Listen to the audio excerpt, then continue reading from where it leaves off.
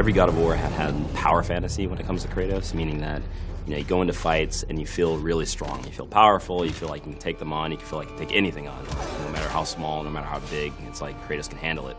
So for this game, even though we were changing pretty much everything about the combat, we wanted to make sure that Kratos still felt like he was a powerhouse. The two things that we had talked about early on were like, one, we don't want to make an open world game. Two, we don't want to just mimic Dark Souls. As much as we like that game, there is kind of this interesting loop inside of it that we wanted to capture. That's when we really, I think, started embracing the fact that not all God of War just has to be charge in, hit, and then sort of wake up after everything's over, right? We just didn't have that strategic element, that cerebral engagement. And all of the pieces that we put together throughout development put the player in a position that they have to think as they're fighting.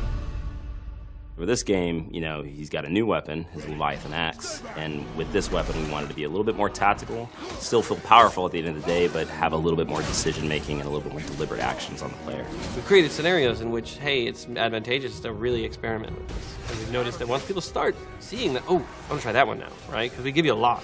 We want to make sure that, hey, when you win this fight, did you win it slightly different than this other player won the fight? Maybe you kicked them into a wall, stunned them, and grabbed them. Maybe you tripped them and then slammed your axe on top of them to split them in half. There's multiple ways to handle enemies this game. But I love the kind of trick shot stuff with the axe. So like throwing and tripping the character and then repositioning myself to put another character between me and the axe, recalling the axe and taking the character from the ground, popping him up, hitting another character in that line from behind, grabbing and then comboing that, launching him up, and then throwing a runic attack on him.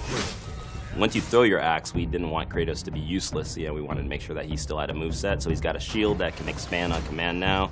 A lot of his bare hand attacks uses that to get more damage. With this thing, he can stun much easier, much faster than the axe itself. Well, Kratos can throw the axe. He has ranged abilities, right? If you're blocking, you have to block. But the addition of Atreus means I can block and actually fire arrows. So I can strategize that I can open somebody up while maintaining some safety and then quickly get in while they're opened up and then follow that up with something.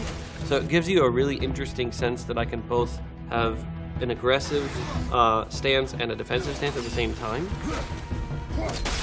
God of War was, the boat deck, right? On the Hydra ship, one section, bam, you already understand kind of all of the base combat stuff, and then we incorporate a little bit of magic later. So this was far more ambitious, and I think honestly, the audiences are more adept at games. They've played a lot more games. The game industry has progressed and matured, so people are looking for an inherently a greater depth to the games that they're playing.